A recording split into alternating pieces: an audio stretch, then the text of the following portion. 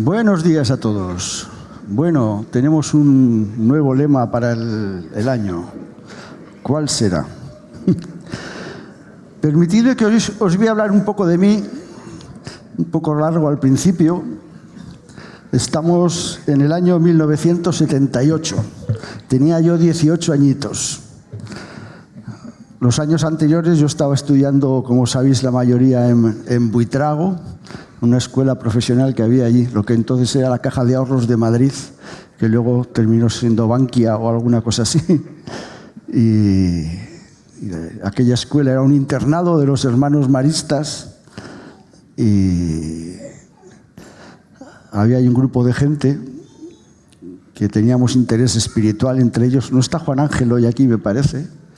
Estaba Juan Ángel y algunos otros.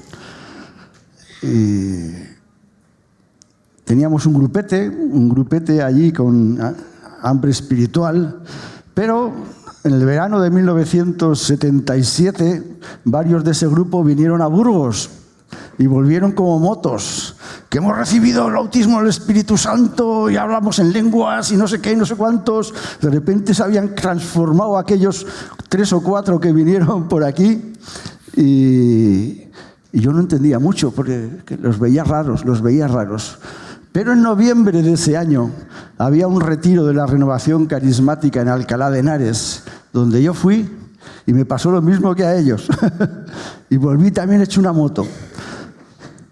Todo mi planteamiento de vida cambió y tal, que yo al año siguiente decidí que quería dejar de estudiar y tomarme un año sabático. Y ese fue el año, el curso, cuando empecé el curso 78, me fui a la Sierra de Madrid, a Los Molinos. Hay una residencia que tenían los maristas y yo conocí al director y allí me fui a meditar, empecé a estudiar algo de teología y ayudaba en la casa y quería un poco pues ver qué quería el Señor para mí, porque ya mis planes habían cambiado. Pero yo me seguía siendo parte de aquel grupo de Buitrago, que me consideraba parte de aquella familia, entonces les escribía con frecuencia. Y hace unos años Juan Ángel me fotocopió las cartas que yo le escribía, y me las ha dado aquí. Las cartas que yo le escribía a Juan Ángel y a aquel grupo, me las fotocopió y hizo muy bien, porque al leerlas es como revivir quién era yo en aquel tiempo.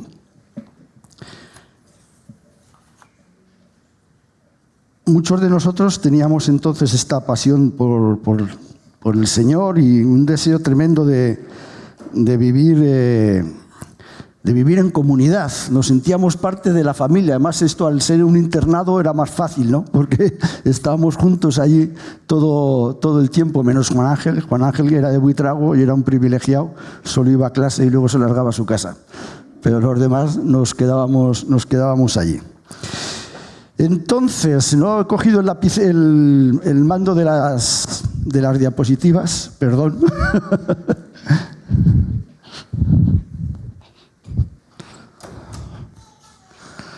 He seleccionado algunos párrafos de estas cartas que yo le escribía al grupo de Buitrago, se llamaba el Grupo Emaús.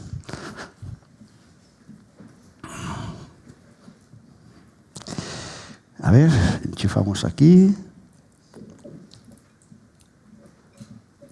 ¿No? ¿Lo he apagado? ¿Qué he hecho? Ahora. Paz, felicidad y alegría en Jesús el Señor. Amén, aleluya. Todas mis cartas empezaban con esta frase. Todas empezaban así. Hoy estamos a 12 de noviembre. El año pasado, el 6 de noviembre, haciendo alusión al retiro en el que había estado, el Jesús se hizo Señor de mi vida. ¿Cómo pasa el tiempo? Fijaros, un año. Y parece que fue ayer. ¿Cuántas cosas han cambiado en mí desde entonces? Jesús es fabuloso, cada día estoy más convencido. Dale mis felicitaciones a Paco, este era otro compañero que juntos habíamos ido a ese retiro y habíamos tenido una experiencia similar por el año que hemos cumplido caminando en el Señor. ¡Aleluya!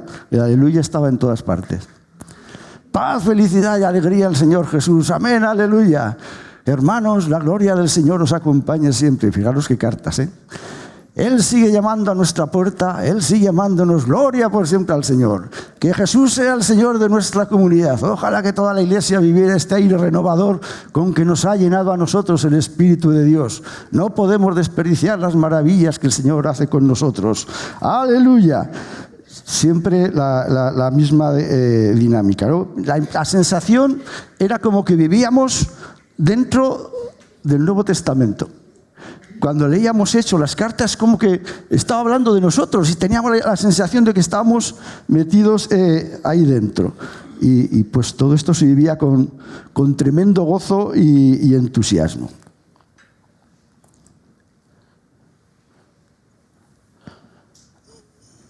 Cada día tengo más ganas de volar, de dejar de dar pequeños saltos para dominar todo el cielo surcando a toda velocidad.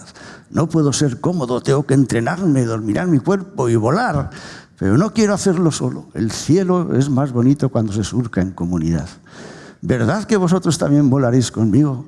He preguntado al Señor antes de escribir, ¿qué quieres tú que les diga? Y el Señor ha dicho, diles que les amo. ¡Aleluya! ¡Gloria a Dios por siempre! ¡Alabado y bendito! Y cuando leo estas cartas me avergüenzo un poco. Digo, ¿este era yo? Un joven de 18 años, todas van en ese tono. Casi se puede decir que estoy haciendo un poco de San Pablo y vosotros sois los corintios. Qué bonito, cuando escribí estas cartas, ¿no? Claro que San Pablo también a veces se enfadaba un poco en sus cartas y yo también lo voy a hacer. Bueno, no voy a enfadarme, pero os voy a decir lo que no me gustó en la oración del jueves. Ese jueves yo había ido a Buitrago y había estado en la reunión. Los jueves por la noche nos dejaban los frailes reunirnos en la capilla. Cuando ya todo el mundo se iba a dormir, nosotros nos quedamos ahí orando un par de horas. Y era la reunión de semana.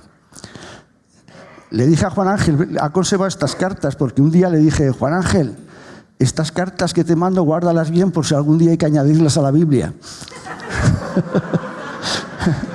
Era un tío engreído, lleno de, yo qué sé, orgulloso. Refleja muchas cosas, pero también un poco de pasado, ¿no?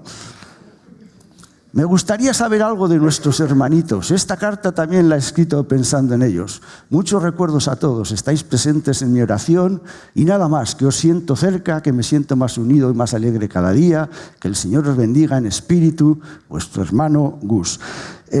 El sentido de comunidad estaba ahí a flor de piel, ¿no? Y la preocupación unos por otros y el meternos en la vida unos de otros era normal. Venía añadido con la experiencia que habíamos tenido, ¿no? Y habíamos descubierto este Dios de amor, paz, felicidad y alegría en Jesús el Señor, amén, aleluya. Siempre, todas empezaban así. Hola hermanitos, paz en Jesús, alabo y bendigo a Dios porque Él me permitió estar con vosotros la semana pasada, alabo y bendigo a Dios porque se notaba que poco a poco vais creciendo en sabiduría y bondad, aleluya, seguid por la senda estrecha y difícil como hasta ahora, porque Jesús va por delante de vosotros, gloria a Jesús, todo igual. ¿Qué es lo que ha pasado? Bueno, esto de meternos a veces en la vida de nosotros, pues a veces tenía comentarios como este, ¿no? ¿Qué es lo que le ha pasado a Julio? Parece que se está volviendo muy ñoño. No recuerdo qué es lo que le pasaba a Julio. Este Julio es uno de los 4 maristas que murieron en Ruanda hace unos años y es un mártir en la fe. O sea que ñoño, desde luego, no era. Dio la vida por el Señor, podía haber sido de Ruanda, le ofrecieron salir en un vuelo y dijo, no, yo me quedo aquí con la gente con la que estoy sirviendo. Y a los pocos días, a los 4 maristas quedaron allí, los tiraron a un pozo y uno de ellos era este Julio. No me habéis contado nada de Nacho. Este Nacho era uno de Burgos que había ido a estudiar a Buitrago y es el que inició todo, porque invitó aquel verano del 77 a unos cuantos a venir a Burgos, aquí a ver las comunidades y todo aquello, y donde tuvieron aquella experiencia espiritual que les transformó. Diles que existo, que todavía soy un emausino. Aquí yo se llama la comunidad Emaús y éramos emausinos, aunque ya no esté en Buitrago. Como decía la semana pasada, este año se tiene que notar fuerte, se tienen que ver vuestros frutos, pues por ellos os conocerán. Tenéis que orar con la cabeza y con el corazón y siempre pensando en la gloria y la alabanza del Padre. Vuestra oración tiene que ser una oración comprometida, un reflejo de vuestra vida y de vuestro amor. El que no esté dispuesto a dar un sí rotundo es mejor que se vaya. Sinceramente, el Evangelio se coge entero o se deja entero. A medias no vale. Ya ves que era un poco engreído y un poco demasiado radical. Pero la oración era también parte de nuestra vida espontánea. Esto ya lo he contado más veces. Un día viajé a Buitrago y según bajo del autobús, allí estaba un ángel. Nos damos un abrazo y me dice, oramos. Y nos ponemos a orar allí. En mitad de la gente estaba cogiendo las maletas por aquí y nosotros allí cerrando los ojos, levantando las manos y orando porque estábamos felices de habernos encontrado. Orar era una cosa natural y sencilla, no algo que hacer en cualquier momento. Toda la vida era una oración. Y no nos importaba ponernos allí en mitad de la gente a orar, que dicen, pero ¿qué hacen estos dos aquí como bobos? Pues bueno, nos habíamos encontrado, estábamos felices. La idea fue suya más que mía, pero bueno, la de ponernos a orar ahí. Y orábamos, pero orábamos en cualquier momento y en cualquier situación. Esto es algo que venía, pues sí, con naturalidad.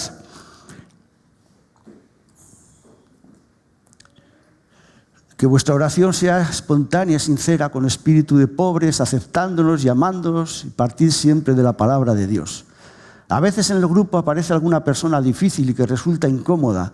Ahí es donde debemos derramar todo nuestro amor para aquellos que vienen por primera vez. No basta con saludarlos e invitarlos a participar en la oración. Hay que interesarse por ellos, mostrarles afecto, confianza y familiaridad desde el primer momento.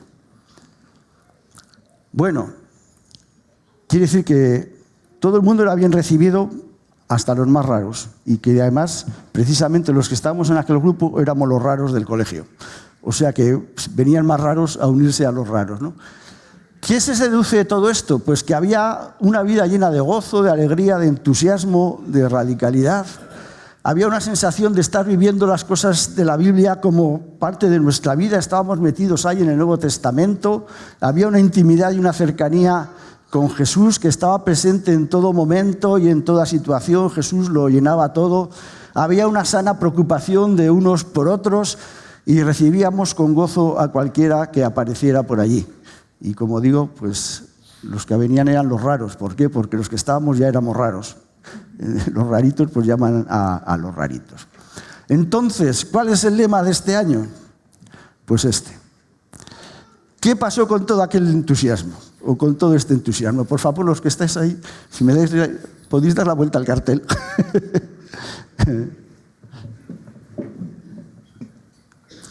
¿Qué pasó con todo este entusiasmo?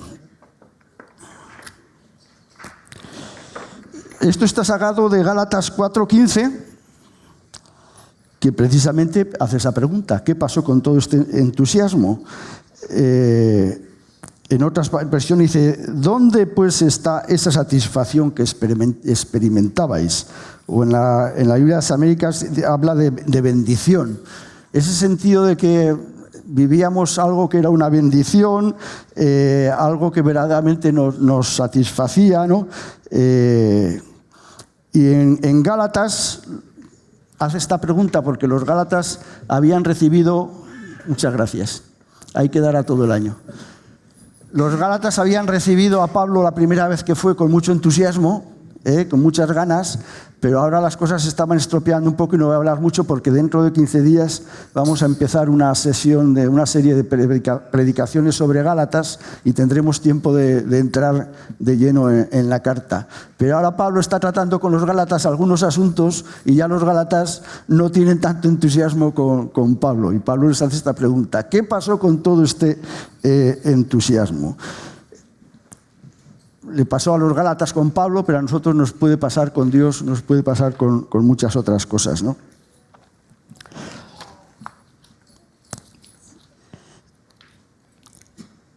El diccionario de la RAE tiene varias acepciones sobre qué es entusiasmo. Yo he cogido estas dos.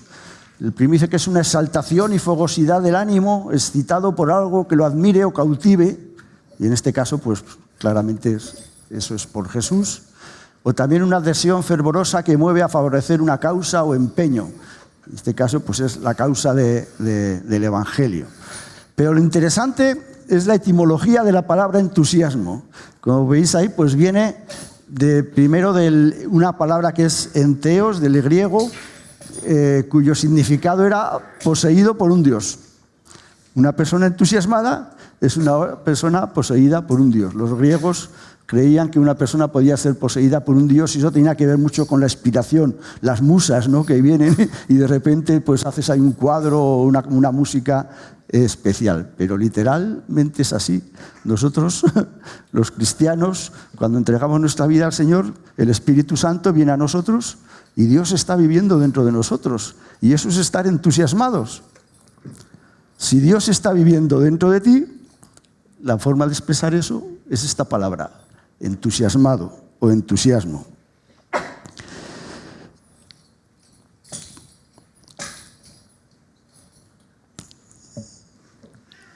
No sé si conoces a un tal Eugene Ormandy, era un director de orquesta, ya ha fallecido.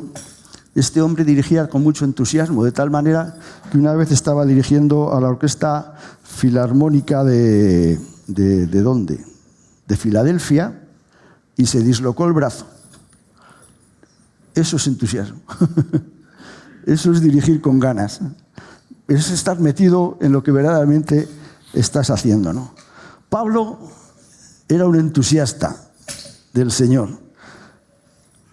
Cuando conoció a Jesús, abandonó un trabajo aparentemente bueno, dejó su posición prestigiosa para llegar a ser un nadie, como dice él, la escoria del mundo. Decidió no tener una familia para poder dedicarse a viajar y tener una vida misionera. Sufrió hambre, sed, frío, calor, naufragio, mordedura de serpiente, apedreamiento, prisión, calumnias, azotamientos públicos y, según la tradición, dicen que además pues, murió en la cruz. Murió mártir, perdón. Todo lo tenía por basura con tal de ganar a Cristo. Y eso sí que es entusiasmo.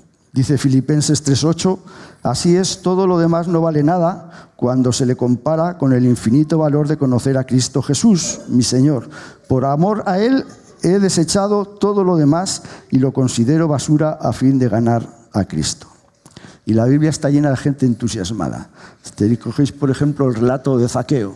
Zaqueo se subió a un árbol para ver a Jesús. Jesús le llama, ven Zaqueo, que bajo, que voy a comer en tu casa. Y Zaqueo, entusiasmado, se baja del árbol, recibe a Jesús, empieza a repartir lo que tiene, empieza a solucionar los problemas que había creado en su pueblo. Si ves la historia de Caleb, no Caleb este de aquí nuestro, el Caleb de la Biblia, un hombre con 80 años se da cuenta que había una zona que todavía no habían podido conquistar y va a Josué y le dice, esto lo voy a conquistar yo, porque el Señor está conmigo y vamos adelante. Y ves la historia de Caleb y es una persona entusiasmada, llena de Dios, llena de esa vida, ¿no? Entonces, ¿qué vamos a hacer para estar entusiasmados nosotros? ¿Alguien tiene una idea?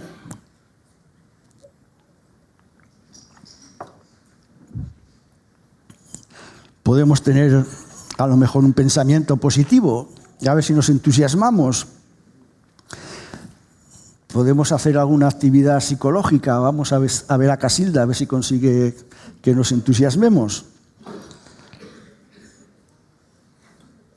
Nos esforzamos, nos entrenamos. ¿Cómo es estar entusiasmado? Hay talleres de estos de risoterapia, ¿no? Y dice, venga, vamos a reírnos. Y empieza uno, ¡ah! Y luego se contagia con el de al lado. Y al final todo el taller se está riendo y no saben de qué. Podemos hacer eso nosotros, yo me entusiasmo aquí, empiezo otra vez, amén, aleluya, con el principio aquel de las cartas. Y eso nos llevará a entusiasmarnos. Dice Rick Warren que no. Para estar entusiasmados, pues tenemos que ir a la etimología de la palabra, es estar llenos de Dios, que un Dios viva en nosotros. Hay que dar lugar al Espíritu Santo que vive en nosotros. El Espíritu Santo, yo siempre lo digo, es como el cuerpo. El Espíritu es como el cuerpo. Si yo hoy no como, ni ceno, mañana no desayuno, pues probablemente a mediodía, mañana no tenga fuerzas para hacer nada, porque no he metido alimento al cuerpo, y es que el cuerpo no lo alimentas, pues 3, 4 días ya no puedo ni levantarme de la cama. Y el espíritu es lo mismo. El espíritu lo tenemos que alimentar. Si no lo alimentamos, pues se va quedando pequeñito dentro de nosotros. ¿Cómo se alimenta el espíritu? Pues el espíritu se alimenta viniendo el domingo al culto. El espíritu se alimenta orando nosotros solitos en casa. El espíritu se alimenta leyendo la palabra de Dios y practicando lo que ahí aprendemos. Hay muchas cosas que podemos hacer para alimentar el espíritu. Y eso es lo único que podría dar como resultado que estemos entusiasmados. Le dice Pablo a Timoteo, a ver dónde está. Vaya.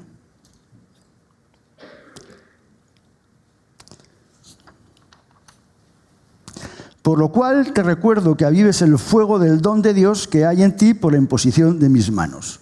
Pablo quiere que Timoteo esté entusiasmado. ¿Y qué le recomienda hacer? Pues que avive el fuego del don de Dios, que alimente el espíritu dentro de él para que de esa manera pues todo fluya, ¿no? Confieso, y es evidente, que esa pasión que reflejaban las cartas, los trozos de las cartas que os he leído, pues no es la misma con la que funciono hoy. No es que esté decaído, no es que ya no me interesen las cosas de Dios, no es que no llene mi vida, todo eso sigue, y en algunos aspectos yo creo que he madurado, yo creo que ya no soy tan pedante ni engreído, no sé qué pensáis vosotros, pero en las cartas había mucho de esto, ¿no? Pero lo cierto es que esa intensidad de vida sí la he perdido. Y me propongo recuperarla. No sé si vosotros, pero creo que esa es la tarea para este año. ¿Qué pasó con todo ese entusiasmo? Nos lo preguntaremos el 31 de diciembre del 2024. Que el Señor os bendiga.